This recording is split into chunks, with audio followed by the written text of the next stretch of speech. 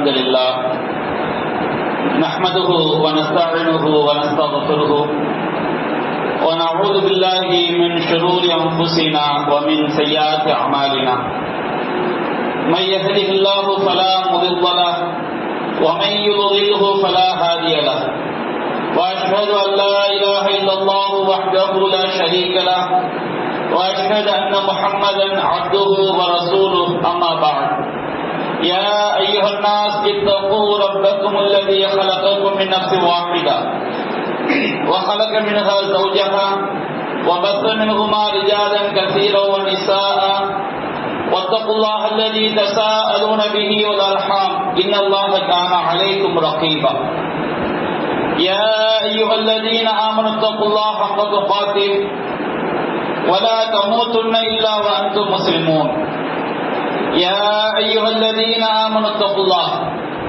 وقولوا قولا سديدا يصلح لكم أعمالكم ويغفر لكم ذنوبكم ومن يطع الله ورسوله فقد فاز فوزا عظيما إن أصدق الحديث كتاب الله وخير الهدي هدي محمد وشر الأمور محدثاتها وكل محدثة بدعة وكل بدعة ضلالة وكل ضلالة في النار اللهم صل على محمد وعلى آل محمد كما صليت على إبراهيم وعلى آل إبراهيم إنك حميد مجيد اللهم بارك على محمد وعلى آل محمد كما باركت على إبراهيم وعلى آل إبراهيم إنك حميد مجيد அளவிலா அருளாளனும் நிகரிலா பேரன்புடையவருமாகிய எல்லாம் வல்ல அல்லாஹ்வின் திருப்பெயரால் ஆரம்பம் செய்கின்றேன்.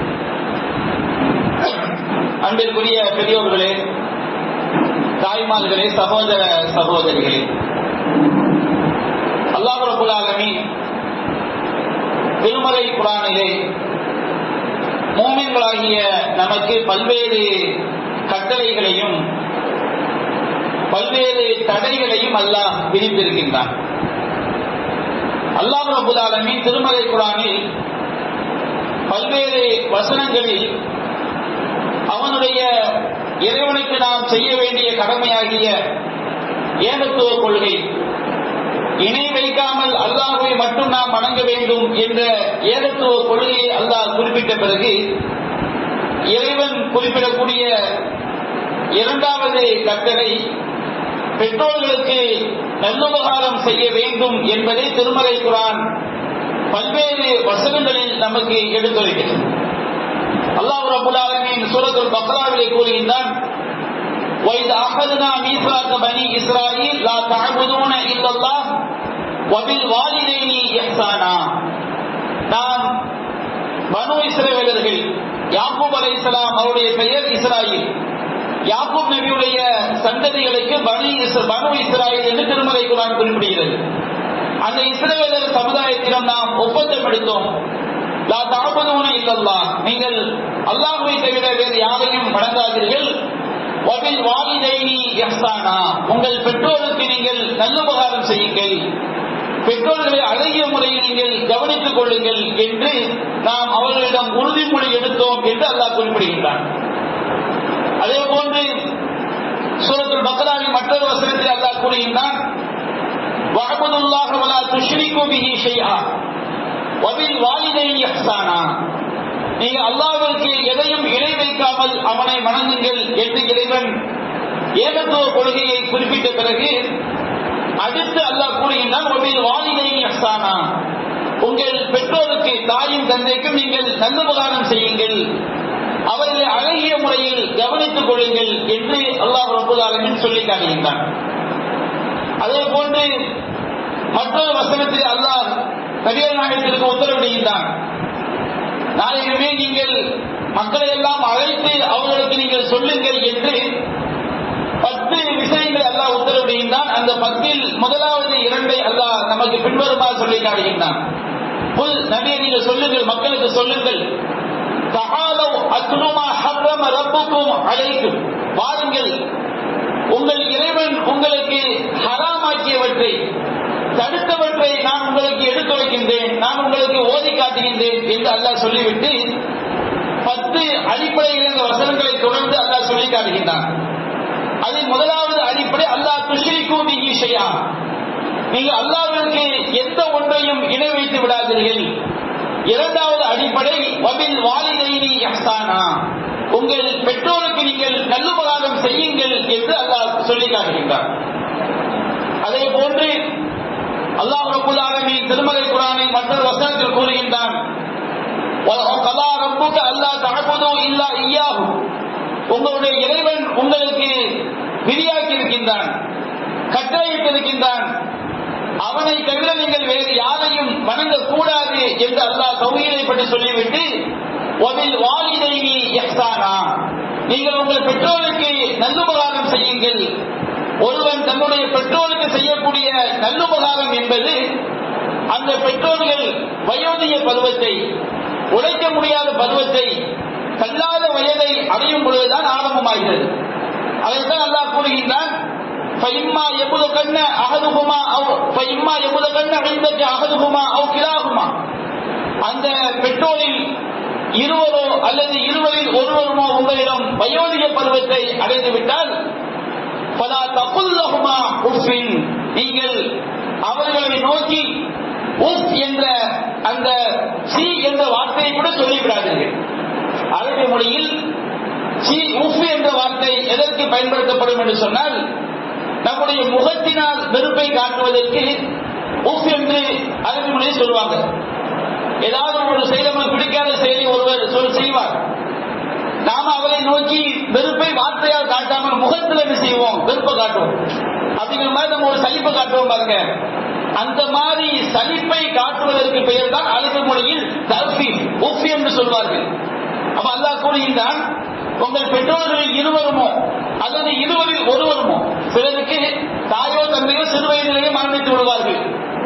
சிலரை எடுத்துக்கொண்டால் வயோதிக பருவத்தில், சில நேரங்களில் தந்தை மட்டும் வயோதிக பருவத்தை அடைந்திருப்பார், சிலருக்கு தாயும் தந்தையும் வயோதிக பருவத்தை அடைந்து விடுவார்கள். அப்ப அந்த பெற்றோர் தாயும் தந்தையும் இருவரும் ஒன்றிடத்தில் வயோதிக பருவத்தை அடைந்து விட்டால் பலா தகுல் லஹுமா உஃபின், அவர்களை நோக்கி நீ சீ என்று கூட சொல்லிவிடாது. வகுல் லஹுமா கௌலன் கரீமா, அந்த இருவரிடமும் நீங்கள் கண்ணியமான வார்த்தைகளை, அன்பான வார்த்தைகளை, பணிவான வார்த்தைகளை நீங்கள் பேசுங்கள். வக்ஃபில் லஹுமா ஜனாஹ ذுல்லி மினர் ரஹ்மா, கருணையோடு பணிவு எனும் இறக்கைகளை உங்களுடைய பெற்றோருக்காக நீங்கள் தாழ்த்துங்கள் என்று அல்லாஹ் கூறுகின்றார். அல்லாஹ் ரப்பல் ஆலமீன் வயோதிக பருவத்திலே பிள்ளைகள் பெற்றோர் மீது காட்ட வேண்டிய அன்பை, பறவைகளின் இறக்கை, தன்னுடைய பறவை, ஒரு தாய் பறவை தன்னுடைய குஞ்சுகளை இறக்கையால் அரவணைப்பதை போன்று, இறக்கையால் அரவணைத்த அந்த குஞ்சுகளை பாதுகாக்கின்ற அன்பிற்கு நிகராக அல்லாஹ் சொல்லி காட்டுகின்றார். கருணையோடு பணிவு எனும் இறக்கையை அவர்களுக்காக நீங்கள் தாழ்த்துங்கள். பெற்றோர்களிடம் எந்த அளவிற்கு பணிவாக நடந்து கொள்ள வேண்டும் என்று அல்லாஹ் குறிப்பிடும் பொழுது, ஒரு தாய் பறவை தன்னுடைய குஞ்சை அரவணைப்பதை போன்று நீங்கள் பெற்றோரிடம் பணிவாக நடந்து கொள்ள வேண்டும். கரீமா, கண்ணியமிக்க வார்த்தைகளை நீங்கள் அவர்களிடம் பேசுங்கள். நீங்கள் உங்கள் பெற்றோர் இருவருக்காகவும் அல்லாஹ்விடம் பிரார்த்தனை செய்யுங்கள். இறைவா, நான் சிறு பிராயமாக இருக்கும் பொழுது என்னுடைய பெற்றோர்கள் என்னை எப்படி பராமரித்தார்களோ, என்னை பேணி பாதுகாத்து வளர்த்தார்களோ, என் மீது அன்பு காட்டினார்களோ, என் மீது பாசம் காட்டினார்களோ, அதுபோன்று நீ அவர்கள் மீது அன்பையும் பாசத்தையும் காட்டுவாயாக, அவர்களை பாதுகாப்பாயாக என்று பெற்றோருக்காக நீங்கள் பிரார்த்தனை செய்யுங்கள் என்று அல்லாஹ் ரப்பல் ஆலமீன் உத்தரவிடுகின்றார். திருமறை குர்ஆன் ஏராளமான வசனங்களில் பெற்றோர்களை நாம் பராமரிக்க வேண்டும், அவர்களை பாதுகாக்க வேண்டும் என்று சொல்லி காட்டுகிறது. அல்லாஹ் ரப்பல் ஆலமீன் சூரத்துல் லுக்மான் என்ற அத்தியாயத்திலே கூறுகின்றான், வஸைனல் இன்சான பிவாலிதைஹி, தன்னுடைய பெற்றோர்கள் விஷயமாக மனிதனுக்கு நாம் ஆணையிட்டோம், அறிவுறுத்தினோம். ஹமலத்துஹு உம்முஹு வஹ்னன் அலா வஹ்ன், அவனுடைய தாய் அவனை சிரமத்திற்கு மேல் சிரமப்பட்டு அவனை ஈன்றெடுத்தாள். ஒரு தாய் நாம் பெற்றோரை கவனிக்க வேண்டும் என்பது அந்த பெற்றோர்கள் நமக்கு சொத்தை தந்தார்கள், தருவார்கள் என்பதற்காக அல்ல, அந்த பெற்றோர்கள் நமக்கு உணவூட்டினார்கள் என்பதற்காக அல்ல, அந்த பெற்றோர்கள், ஒரு தாய் அவனை சிரமப்பட்டு பெற்றெடுத்ததற்காகவே அந்த தாயை கவனிக்க வேண்டும் என்று அல்லாஹ் சொல்லி காட்டுகிறான். இன்றைக்கு நவீன வாழ்க்கையில் பலரும், அதிலும் இஸ்லாத்தை முஸ்லிம்களாக இருக்கக்கூடிய பலரும் தங்களுடைய பெற்றோர்களை கவனிப்பதை உதாசீனப்படுத்துவதை பார்க்கிறோம். வயோதிக காலத்திலே பெற்றோர்களை புறக்கணிப்பதை பார்க்கிறோம். பெற்றோர்களுக்கு சொல்லனா துன்பங்களை இழைக்கக்கூடிய பிள்ளைகளையும் நாம் கேள்விப்படுகிறோம். அவங்க சொல்லக்கூடிய காரணம் என்ன? என்னுடைய பெற்றோர் எனக்கு சொத்தை தந்தார்களா, என்னை நடுத்தரவில் விட்டு விட்டார்கள், என்னுடைய பெற்றோர்கள் எனக்கு சொத்து தரவில்லை என்பது போன்ற காரணங்களை தான் முன்வைக்கிறார்கள். ஆனால் அல்லாஹ் ரப்பல் ஆலமீன் பெற்றோர்களை கவனிக்க வேண்டும் என்ற கடமையை மனிதன் மீது சுமத்தி இருப்பதே, அவர்கள் உனக்கு சொத்தை தந்தாலும் தராவிட்டாலும் நீ எதற்காக அவரை கவனிக்க வேண்டும்? அல்லாஹ் கூறுகின்றான், மனிதனுக்கு அவருடைய பெற்றோர்கள் குறித்து நாம் ஆணையிட்டோம், அறிவுறுத்தினோம், கட்டளையிட்டோம். எதற்காக? ஹமலத்துஹு உம்முஹு வஹனன் அலா வஹன், அவருடைய தாய் சிரமத்தின் மீது சிரமப்பட்டு அவனை சுமந்தாள். அவனை பெற்றெடுத்து அவனுக்கு பால்குடி மறக்க செய்வதற்கு 2 ஆண்டுகள் ஆனது. அனுஷ்குர்லி, எனவே எனக்கும் நீ நன்றி செலுத்து, வாலிதை உன்னுடைய பெற்றோர்களுக்கும் நன்றி செலுத்து என்று அல்லாஹ் ரப்பல் ஆலமீன் குறிப்பிடுகின்றான். ஒரு மனிதனுக்கு அவனுடைய பெற்றோருடைய அருமை, அவனை பெற்றெடுத்த தாய் தந்தையுடைய சிறப்பு எப்பொழுது தெரியும் என்றால், பொதுவாக ஒரு மூமினுக்கு, ஒரு நல்ல சிந்தன், தன்னுடைய வாரிசுகள் நல்ல முறையில் உருவாக வேண்டும் என்று நினைக்கக்கூடிய மனிதனுக்கு அவன் சரியாக 20 வயதிலிருந்து 25 வயதுக்குள் திருமணம் ஆனவனாக இருந்தால், அவன் 40 வயதை அடையும் பொழுது அவனுடைய ஆண் பிள்ளையோ அல்லது பெண் பிள்ளையோ பருவ வயதை அடைந்து நிற்பார்கள். தன்னுடைய பெற்றோர் ஏதாவது சொன்னால், குழந்தையாக இருக்கும் பொழுது தாய் தகப்பன் எதை சொன்னாலும் கேட்ட அன்பு மகன் கொஞ்சம் 9-10 பொறுத்து விட்டால் அது முடியாது, வாப்பாவை பார்த்து பேசுவான், தாயை பார்த்து பேசுவான். என்ன தைக்கிறான் சொன்னா என்ன தைக்க முடியாது. அப்ப அந்த பெற்றோருடைய உள்ளத்துல சினிமா சாதாரண விஷயம் தான். என்ன நம்ம வாப்ப சொல்றோம், உம்மா சொல்றோம், பிள்ளை கேட்கலையே. இன்னும் பல பெற்றோர்கள் பிள்ளைகள் பல விஷயங்களில் பெற்றோருக்கு மாற்றமாக வயது கூட கூட அவனுடைய சம்பாத்தியம் அதிகரித்துவிடும் என்றால் பெற்றோர்களுக்கு கட்டுப்படாத ஒரு நிலைமை. பெற்றோர்கள் நல்லதை சொன்னாலும் இவன் சுய முடிவு எடுக்கக்கூடிய ஒரு நிலைமையை பார்க்கிறோம். அப்ப 40 வயதை இவன் அடையும் பொழுது அவனுடைய பிள்ளை பருவ வயதில் இருப்பான். அவன் பெற்றோருக்கு தோளுக்கு மேல் வளர்ந்து விட்டால் தோழன் என்று சொல்லக்கூடிய நிலையிலே அவன் இருப்பான். அப்பொழுது இவனுக்கு ஒரு பதற்றம் இருக்கும் தகப்பனுக்கு. தன்னுடைய பிள்ளை, தன்னுடைய மகள் அவள் சரியாக நடப்பாளா, இல்லை பாதை மாறி சென்று விடுவானா, நமக்கு கட்டுப்படுவானா, இது அல்லாஹ் ரசூல் சொன்னபடி நடப்பானா என்கின்ற பயம் அவளுக்கு 40 வயதில் ஏற்படும் பொழுதுதான் தன்னை தன்னுடைய பெற்றோர்கள் எப்படி பேணி வளர்த்தார்கள் என்கின்ற எண்ணம் அவனுக்கு ஏற்படும். அல்லாஹ் ரப்பல் ஆலமீன் திருமறை குர்ஆனில் சொல்லி காட்டுகின்றான். ஒரு நல்ல மூமினுடைய நிலைமையை பற்றி அல்லாஹ் சொல்லி காட்டுகின்றான். வஸைனல் இன்சான பிவாலிதைஹி இஹ்சானா, பெற்றோருக்கு, மனிதனுக்கு அவருடைய பெற்றோர் குறித்து பெற்றோருக்கு நல்ல உபகாரம் செய்ய வேண்டும் என்று நாம் அறிவுறுத்தினோம், நாம் கட்டளையிட்டோம். அவருடைய தாய் ஹமலத்துஹு உம்முஹு குர்ஹா, அவருடைய தாய் மிக சிரமப்பட்டு அவனை வயிற்றில் சுமந்தாள். வலஅத்துஹு குர்ஹா, மிக சிரமப்பட்டு அவள் பால்குடி மறக்க அவனை ஈன்றெடுத்தாள். வஹம்லுஹு வஃபிசாலுஹு 30 ஷஹ்ரா, அவள் மனிதனாக சுமந்ததும் அவனுக்கு பாலூட்டியதும் 30 மாதங்கள் என்று அல்லாஹ் குறிப்பிடுகின்றான். ஒரு தாயுடைய வயிற்றுல கரு உண்டான உடனேயே அவள் சுமையை உணர மாட்டாள். எப்பொழுது அவள் தன்னுடைய வயிற்றில் சுமையை உணர ஆரம்பிப்பாள்? கரு உண்டாகி 4 மாதம் ஆகும் பொழுதுதான் அவளுடைய வயிறு கொஞ்சம் பெரிதாக வெளியே வரும். அதனுடைய சுமையை அவள் உணர்வாள். அப்போ ஒரு தாய் ஒரு மனிதனை அவனுடைய சுமையை உணர்ந்து சுமப்பது 6 மாதங்கள். 6 மாதம் அவனை சுமையாக சுமக்கின்றாள். 6 மாதங்களுக்கு முன்பாக தாயுடைய வயிற்றுல அந்த சுமையை அவர் உணர மாட்டார். 9 மாதங்கள் ஒரு தாயுடைய வயிற்றில் ஒருவன் இருக்கின்றான் என்றாலும் முதல் 3 மாதம் 4 மாதம் வரை அந்த சுமையை அந்த தாய் உணர மாட்டார். கடைசி ஒரு 6 மாதங்கள் அதுலதான் தன்னுடைய வயிற்றில் உள்ள சுமையை அவன் உணர்வார். அது அல்லாஹ் கூறுகிறான், ஹம்லுஹு, அவள் சுமந்தது 6 மாதம். அதுபோன்று அவனை பெற்றெடுத்து பாலூட்டியது 2 வருடங்கள். ஹம்லுஹு வஃபிசாலுஹு, அவனை சுமந்ததும் அவனுக்கு பாலூடி மறக்க செய்ததும் 30 ஷஹ்ரா, 30 பெற்றோர்கள் என்று அல்லாஹ் ரப்பல் ஆலமீன் குறிப்பிடுகின்றான். அவர் பிள்ளையை பெற்றெடுக்கின்றார், அந்த பிள்ளையை பெற்றோர்கள் பேணி வளர்க்கின்றார்கள். இந்த பிள்ளை வாலிப பருவத்தை அடைகின்றான்.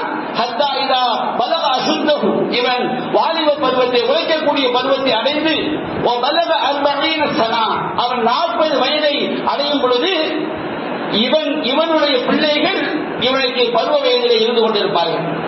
அப்பொழுது அவன் அல்லாஹ்விடம் கையேந்துவான். ரப்பி அவுஸிஅனி அன் அஷ்குர நிஅமதக அல்லதி அன்அம்த அலைய வஅலா வாலிதைய வஅன் அஅமல அமலன் சாலிஹன் தர்தா.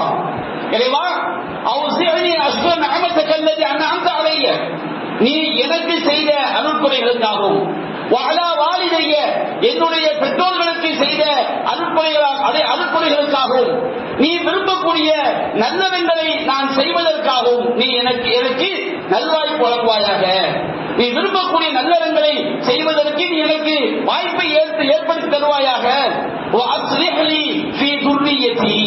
40 வயதில் கையேந்துகின்றான்.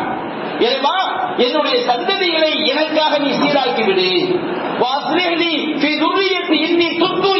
நான் செய்த பாவங்களுக்கெல்லாம் முன்னர் நான் பாவ மன்னிப்பு தேடுகின்றேன்.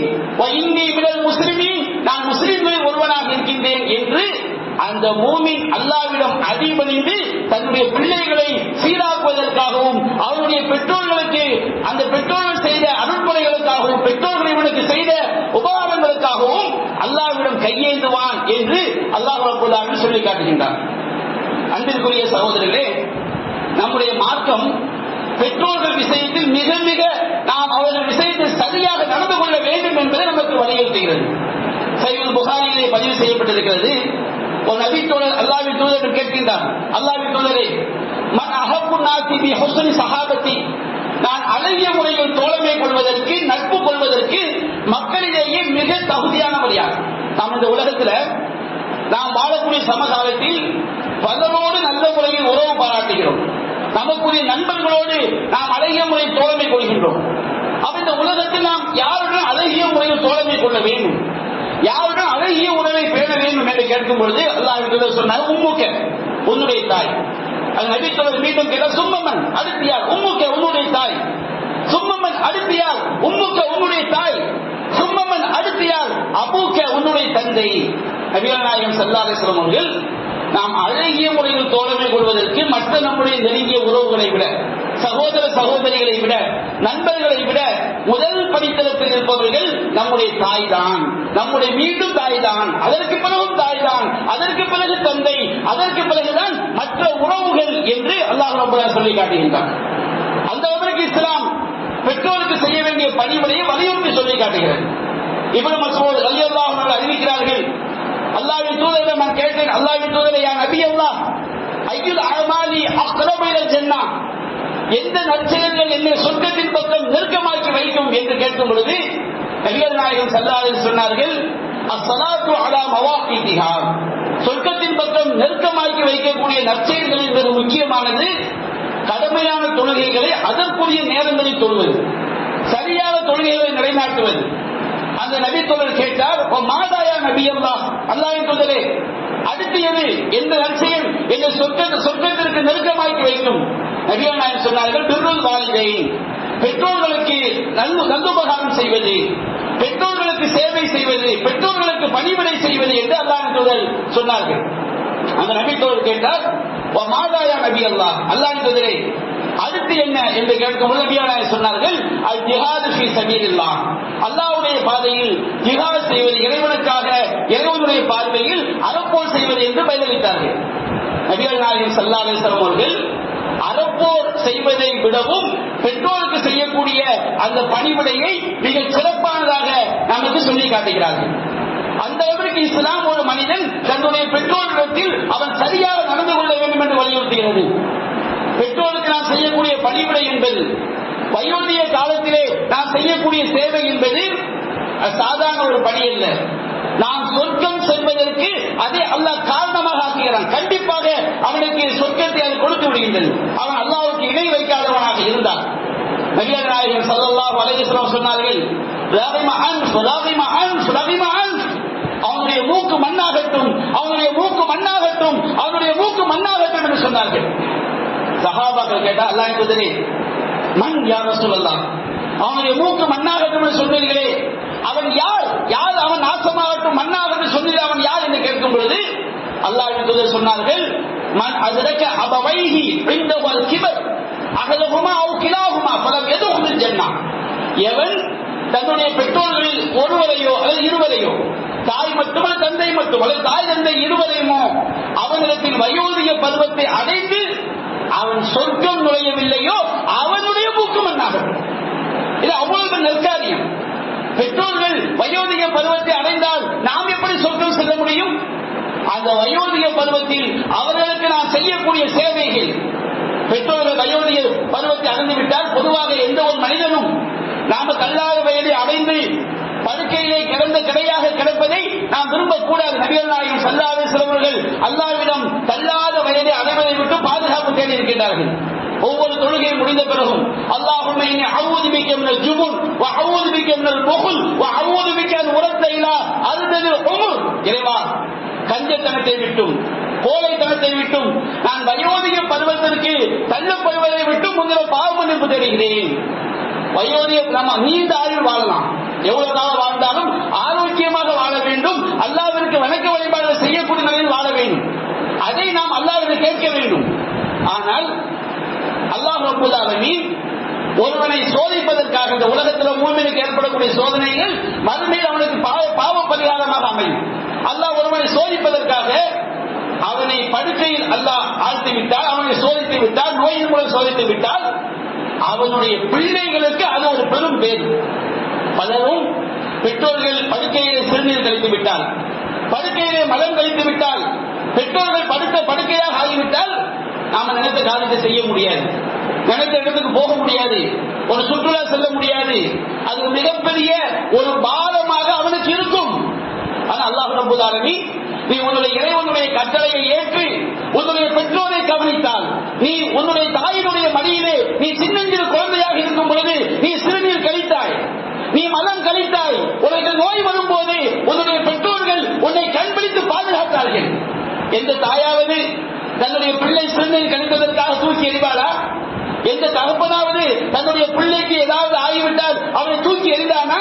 உனக்காக அந்த பெற்றோர்கள் தன்னுடைய சுகத்தை இழந்தார்கள், தன்னுடைய இன்பத்தை துறந்தார்கள், இரவெல்லாம் முடித்திருந்தார்கள்.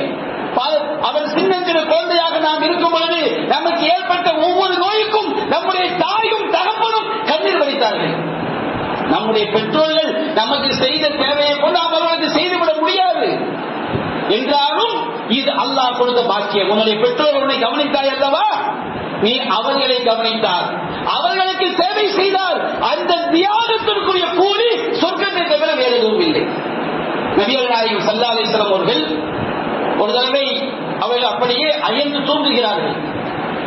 அயர்ந்து தூங்கும் பொழுது அவர்கள் கனவிலே அவர்கள் சொர்க்கத்தில் இருப்பதை போன்று பார்க்கிறார்கள். நபிமார்கள் காணக்கூடிய கனவு என்பது இறை செய்தி. அவர் சொர்க்கத்தில் நபிகள் நாயகம் ஸல்லல்லாஹு அலைஹி வஸல்லம் அவர்கள் இருக்கிறார்கள்.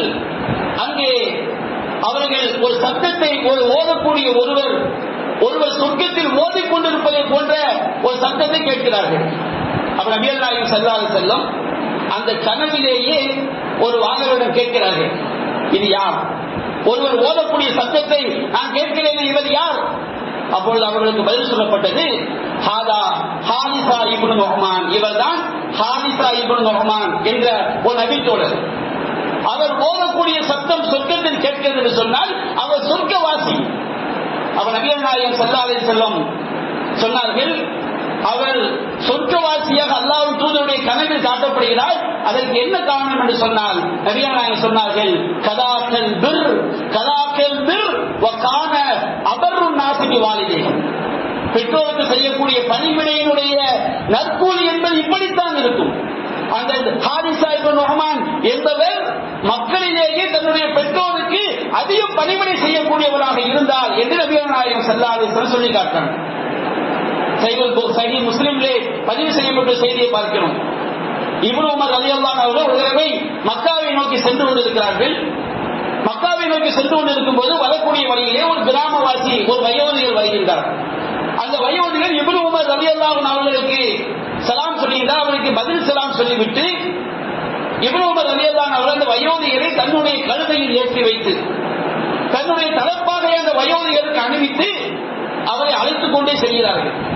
இப்னு உமர் ரலியல்லாஹு அன்ஹு அவர்கள் சாதாரண ஒரு சஹாபி அல்ல. இந்த சம்பவம் நடக்கக்கூடிய காலகட்டத்திலே மக்களால் மிகப்பெரிய அந்தஸ்தில் வைத்து பார்க்கக்கூடிய ஒரு முக்கியமான ஒரு விஐபி. அந்த இப்னு உமர் ஒரு கிராமவாசியான முதியவரை தன்னுடைய கழுதையின் மீது ஏற்றி வைத்து தன்னுடைய தலைப்பாகை அவருக்கு அணிவித்து அவரை அப்படியே அழைத்துக் கொண்டே செல்கிறார். இப்னு தீனார் என்பவர் இப்னு உமரிடம் கேட்கிறார், அஸ்லஹக்கல்லாஹ், இப்னு உமரே, அல்லாஹ் உங்களுக்கு நல்லிணக்கத்தை ஏற்படுத்துவானாக. இன்னமும் அழகாம், இவர்கள் கிராமவாசிகள், கொஞ்சம் அவங்களுக்கு உதவி செஞ்சாலே அவங்க பெரிதாக நினைப்பார்கள். ஒருவேளை சாப்பாடு போட்டாலே ஒரு 5 ரூபாய் 10 ரூபாய் கொடுத்தாலே அந்த மக்கள் பெரிதாக நினைப்பார்கள். அவர்களை இந்த அளவிற்கு நீங்கள் கண்ணியப்படுத்த வேண்டுமா? அப்ப இப்னு உமர் ரலியல்லாஹு அன்ஹு சொன்னார்கள், நான் ஏன் இவ்வாறு செய்கிறேன் தெரியுமா?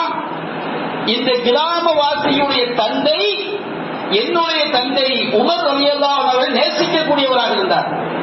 அவரோடு நெருக்கமான உறவை பேணக்கூடியவராக இருந்தார், அன்பு காட்டக்கூடியவராக இருந்தார். நபிகள் நாயகம் ஸல்லல்லாஹு அலைஹி வஸல்லம் சொன்னார்கள், இன்ன அபர்ரல் பிர்ரி சிலத்துல் வலதி அஹ்லஹு தஅபி. பெற்றோருக்கு செய்யக்கூடிய பணிவிடைகளிலேயே மிகச் சிறந்த பணிவிடை என்ன தெரியுமா? பெற்றோர்கள் மரணித்த பிறகு அந்த பெற்றோர்கள் யாரை நேசித்தார்களோ, அந்த பெற்றோர்களை யார் நேசித்தார்களோ அவர்களை பிள்ளையும் இணைத்து வாழ்வதுதான் அவர்களுக்கு செய்யக்கூடிய பணிவிடைகளிலே மிகச்சிறந்த பணிவிடை. பெற்றோர்கள் மரணித்த பிறகும் அவர்களுக்கு பணிவிடை செய்ய வேண்டும் என்று மார்க்கம் சொல்லும் பொழுது, உயிரோடு இருக்கும் பொழுது நாம் அந்த பணிவிடையை எந்த அளவிற்கு மேற்கொள்ள வேண்டும் என்பதை நாம் சற்று சிந்திக்க கடமைப்பட்டிருக்கின்றோம். நபிகள் நாயகம் ஸல்லல்லாஹு அலைஹி வஸல்லம் சொன்னார்கள், ஒரு மனிதன் யார் தன்னுடைய லஅனல்லாஹு மன் லஅன வாலிதை, தன்னுடைய பெற்றோரை சபிப்பவனை அல்லாஹ் சபித்து விட்டான் என்று சொல்லும் பொழுது சஹாபாக்கள் கேட்டார்கள், அன்றைய காலத்தில் அல்லாஹ் என்பதே ஒரு மனிதன் தன்னுடைய பெற்றோரை சபிப்பானா? ஏன்னா அன்றைய அரபு சமுதாயத்தில் பெற்றோரை சபித்தது என்பது நடக்காத ஒரு காரியம். அவங்க ரொம்ப ஆச்சரியமா இருக்கு. இன்னும் நம்ம சமூகத்தில் அப்படி கிடையாது. பெற்ற தாயை பார்த்து பேசி விபச்சாரி என்பதற்கு பயன்பட என்ற பொருளை தரக்கூடிய வார்த்தையை பேசக்கூடிய பிள்ளைகள் எல்லாம் இருக்கிறார்கள். பெற்ற தகப்பனை பார்த்து பேசக்கூடியவெல்லாம் இருக்கிறார்கள். கடுமையான வார்த்தை பிரயோகங்களை சொல்லக்கூடிய மக்கள் எல்லாம் இருக்கின்றார்கள். சஹாபாக்கள் கேட்டார்கள், ஒரு மனிதன் தன்னுடைய பெற்றோரையுமா திட்டுவான்? நபிகள் நாயகம் சொன்னார்கள், என்னுடைய பெற்றோரை திட்டுவது என்று சொன்னால் இவன் யசுப்பு அபாஹு ஃபயசுப்பு அபாஹு ஃபயசுப்பு உம்மஹு ஃபயசுப்பு உம்மஹு, இவன் அவனுடைய தந்தையை திட்டுவான். ஏதாவது பிரச்சனை வரும்போது அடுத்தவனுடைய தந்தையை இவன் திட்டும் பொழுது அவன் பதிலுக்கு இவன் தந்தையை திட்டுவான். இவன் அடுத்தவனுடைய தாயை திட்டும் போது அவன் பதிலுக்கு இவனுடைய தாயை திட்டுவான். இதுதான் உன்னுடைய பெற்றோரை நீ திட்டுவது நபிகள் நாயகம் சொன்னார்கள். நபிகள் நாயகம் ஸல்லல்லாஹு அலைஹி வஸல்லம் அவர்கள், நாம் அடுத்தவனுடைய தந்தையை திட்டுவதனால் அவன் நம்முடைய தந்தையை திட்டுவான் என்று சொன்னால் அதை கூட நீ செய்து விடாதே, அது உன்னுடைய பெற்றோரை திட்டுவதாக ஆகும். அது போன்ற இழிவை உன்னுடைய பெற்றோருக்கு ஏற்படுத்தி விடாதே என்று மார்க்கம் சொல்லி காட்டுகிறது. நபிகள் நாயகம் ஸல்லல்லாஹு அலைஹி வஸல்லம் சொன்னார்கள், லஅனல்லாஹு மன் லஅன வாலிதை, தன்னுடைய பெற்றோரை சபித்தவனை அல்லாஹ்வும் சபித்து விட்டான். மிகப்பெரிய பாவம் என்று நபிகளால் கேட்கப்பட்டது. அது இஷ்ராக் பில்லாஹ், அல்லாஹ்வுக்கு இணை வைப்பது, வஹுகூகுல் வாலிதைன், பெற்றோருக்கு நோவினை செய்வது, பெற்றெடுத்த பெற்றோர்களை நோவினை செய்வது மிக பயங்கரமான குற்றம், கடுமையான குற்றம் என்று நபிகள் நாயகம் ஸல்லல்லாஹு அலைஹி வஸல்லம் அவர்கள் சொல்லி காட்டினார்கள். கஃபா பில் மர்இ இஸ்மன், ஒரு மனிதனுக்கு நரகத்தில் போய் சேர்வதற்கு போதுமான பாவம் அவனுக்கு உணவு அளிப்பவர்களை நாசமாக்குவதே அவனுக்கு போதுமானதான். நமக்கு உணவளிக்க யாரா இருந்தாலும் அவங்களுக்கு நாம கேடு விளைவிக்கிறோம் வச்சுக்கிறீங்க, அது நம்ம நரகத்தில் சேர்க்கிறது போதுமானதாகும். அப்ப நாம சின்ன பிள்ளையா இருக்கும்போது நமக்கு உணவளித்தது யார்? நமக்கு அமுதூட்டியது யார்? நமக்கு பாலூட்டியது யார்? அந்த பெற்றோர்களை ஒருவன் இழிவுபடுத்துவதே அவனை நரகத்தில் சேர்ப்பதற்கு போதுமான பாவமாகும் என்று நபிகள் நாயகம் ஸல்லல்லாஹு அலைஹி வஸல்லம் அவர்கள் சொல்லி காட்டுறாங்க. அவர் பெற்றோர்களுக்கு நாம் செய்யக்கூடிய அந்த கெடுதல் என்பது சாதாரணமான ஒன்று அல்ல, அது நம்மை நரகத்தில் தள்ளக்கூடிய ஒரு பாவமாக இருக்கும். அதே நேரத்தில் நாம பெற்றோருக்கு செய்யக்கூடிய அந்த பணிவிடை என்பது இந்த உலகத்திலும் நமக்கு அல்லாஹ்வுடைய பாதுகாப்பை பெற்றுத் தரும், மறுமையிலும் அல்லாஹ்வுடைய பாதுகாப்பை பெற்றுத் தரும். நபிகள் நாயகம் ஸல்லல்லாஹு அலைஹி வஸல்லம் அவர்கள் ஏராளமான விஷயங்களை நமக்கு பெற்றோர் தொடர்பாக உத்தரவிட்டிருக்கின்றார்கள். அதில் ஒரு சில விஷயங்களை தான் நான் உங்களுக்கு கோடிட்டு காட்டியிருக்கின்றேன். இரண்டாவது முறையில் இன்னும் ஒரு சில விஷயங்களை நான் சுருக்கமாக சொல்லி அல்லாஹ் ரப்பல் ஆலமீன் பெற்றோர்களை பேணி பாதுகாத்து நல்ல முறையில் அவர்கள் விஷயத்தில் நடந்து கொள்ளக்கூடிய நன்மக்களாக நம் அனைவரையும் ஆட்கள் புரிவானாக. வாஹிரு தஅவானா அல்ஹம்துலில்லாஹி ரப்பில் ஆலமீன்.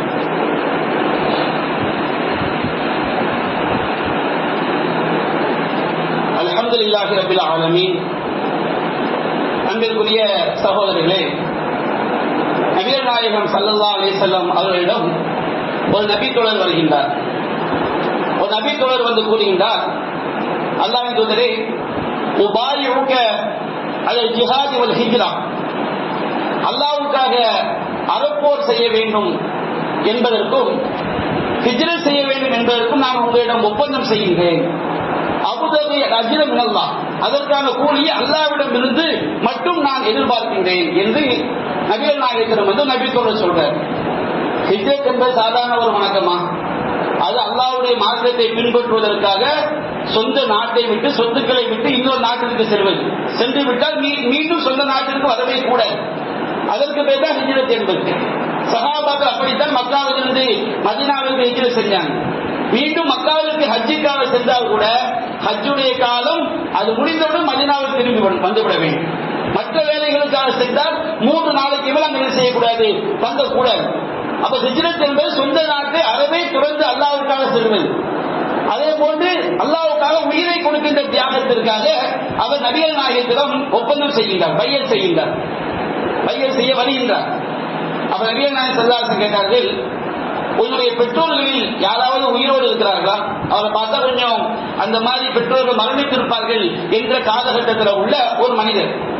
அப்ப அவர் சொன்னாரு, அல்லாஹ்வின் தூதரே, கிலாஹுமா ஹய்யும், 2 பேருமே உயிரோடு இருக்கிறாங்க. என்னுடைய தாய் தந்தை இருவருமே உயிரோடு இருக்கிறார்கள்.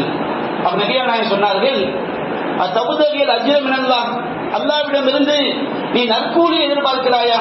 ஆமா, அல்லாஹ்விடமிருந்து நான் நற்கூலியை எதிர்பார்க்கின்றேன். நபிகள் நாயகம் சொன்னார்கள், ஃபர்ஜி இலைஹிமா ஃபஅஹ்சின் சுஹ்பதஹுமா, உன்னுடைய பெற்றோரை நோக்கி நீ திரும்பி சென்று அவர்களுடன் உள்ள அந்த உறவை, தோழமையை, அவர்களுக்கு செய்ய வேண்டிய பணிவிடையை நீ அழகிய முறையில் செய்.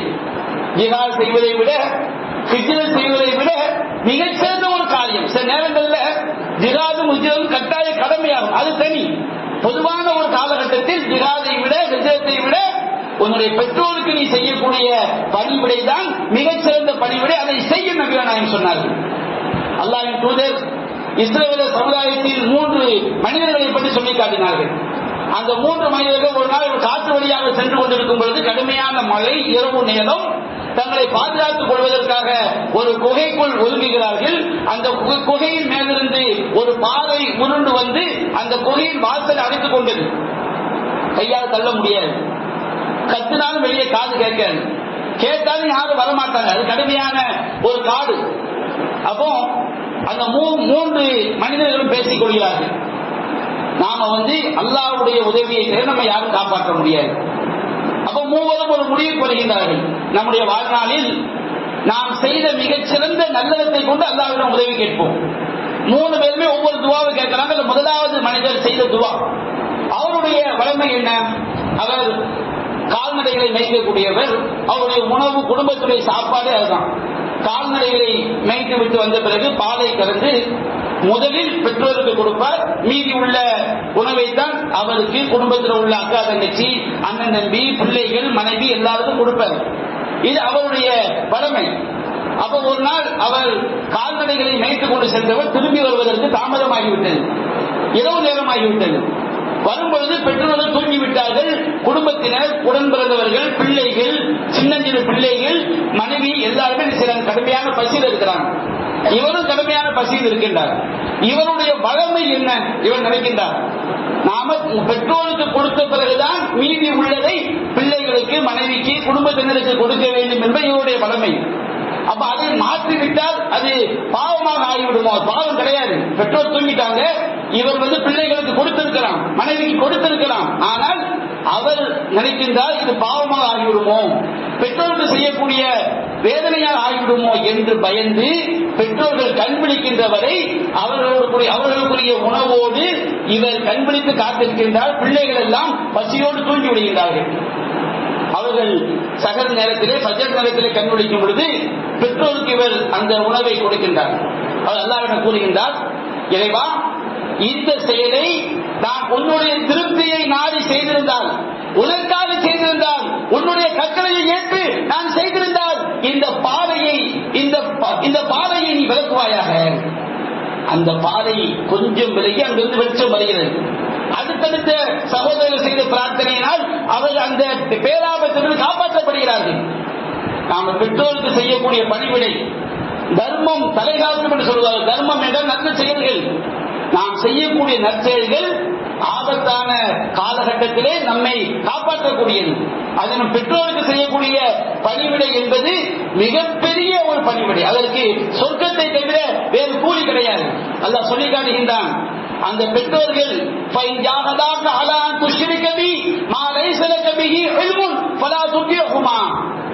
அல்லாஹ் ரப்பல் ஆலமீனுடைய உனக்கு அறிவில்லாத விஷயத்திலே, குர்ஆன் சுன்னத்துக்கு மாற்றமான விஷயத்திலே எனக்கு இணை கல்பிக்குமாறு பெற்றோர்கள் வலியுறுத்தினால் நீ அவர்களுக்கு கட்டுப்பட்டு விடாதே. பெற்றோர்கள் இணை வைப்பாளர்களாக இருந்தாலும் அவர்கள் நம்மை இணை வைப்பு பாவத்திற்கு வலியுறுத்தினால் நாம் கட்டுப்படக்கூடாது. அவர்களுக்கு அழகிய முறையில் ஷிர்க்கை பற்றி எடுத்துச் சொல்ல வேண்டும். அதே நேரத்தில் அவர்கள் இணை வைப்பாளர்களாக இருந்தாலுமே இந்த உலக விஷயத்தில் அவர்களோடு அழகிய முறையில் தோழமை கொள். என்னுடைய வாக்கம் ஓடுவது போறாது, என்னுடைய உமா தர்காவுக்கு போறாங்க, நான் சொன்னா கேட்க மாட்டேங்கிறாங்க, அதனால பெற்றோரை கவனிக்காமல் விட்டு விடலாம். அப்படி கிடையாது. இஸ்லாத்திற்கு மாற்றமான இணை வைப்பு கொள்கை இருந்தாலும் நம்முடைய கொள்கைக்காக நமக்கு எதிராக ஆயுதம் ஏந்தாத வரை அவர்களோடு அழகிய முறையில் தோழமை கொள்ள வேண்டும் என்று மார்க்கம் சொல்லி காட்டுகிறது. பெற்றோரோடு அழகிய முறையில் நாம் நடந்து கொள்ள வேண்டும் என்று மார்க்கம் வலியுறுத்துகிறது.